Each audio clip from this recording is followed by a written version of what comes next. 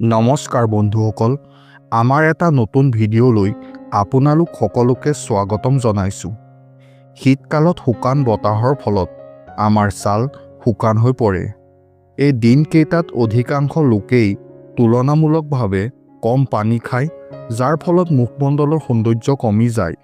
আপুনি যিমানেই মইশ্চাৰাইজাৰ ব্যৱহাৰ নকৰক কিয়, ছালৰ উজ্জ্বলতা ঘূৰি নাহে।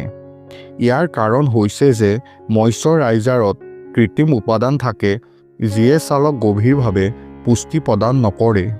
শীতকালত মুখৰ উজ্জ্বলতা বৰ্তি থাকিবলৈ আপুনি মুখত আপেল প্ৰয়োগ কৰিব পাৰে। সৌন্দৰ্য বৃদ্ধিত আপেল কিদৰে ব্যৱহাৰ কৰিব লাগে আজি জানো আহক। নিৰখ ছালৰ গৰাকীয়ে ব্যৱহাৰ কৰক আপেলৰ মাস্ক। এই মাস্ক তৈয়াৰ কৰিবলৈ লাগতিয়াল সামগ্ৰীসমূহ: গাখীৰ, আপেল, ওটমিল পাউডাৰ। কিদৰে প্ৰস্তুত কৰিব? প্ৰথমতে আপেলটো ভালদৰে পিচি ল'ব। তাৰ পাছত ইয়াত গাখীৰ আৰু ওটমিল পাউডাৰ ভালদৰে মিহলি কৰিব। এতিয়া এই মাস্কটো 20 মিনিটৰ বাবে মুখত প্ৰয়োগ কৰিব। নিৰ্দিষ্ট সময়ৰ পাছত চাফা পানীৰে মুখখন ধুই পেলাব। উজ্জ্বল ছাল লাভৰ বাবে ব্যৱহাৰ কৰিব এই ফেচ মাস্ক। এই মাস্ক তৈয়াৰ কৰিবলৈ লাগতিয়াল সামগ্ৰীসমূহ: আপেল, মৌ, ডালচেনি। কিদৰে প্ৰস্তুত কৰিব?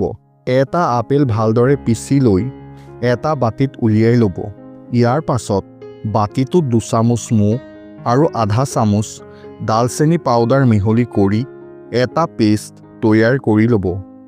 ইয়াৰ পিছত এই পেষ্টটো মুখ, ডিঙি আৰু হাতত লগাব। 15 মিনিটৰ বাবে এনেদৰে ৰাখি কুহুমীয়া পানীৰে ভালদৰে ধুই পেলাব। ছালখন ভিতৰৰ পৰা পৰিষ্কাৰ কৰিবৰ বাবেও আপুনি আপেলৰ ফেচ মাস্ক লগাব পাৰে।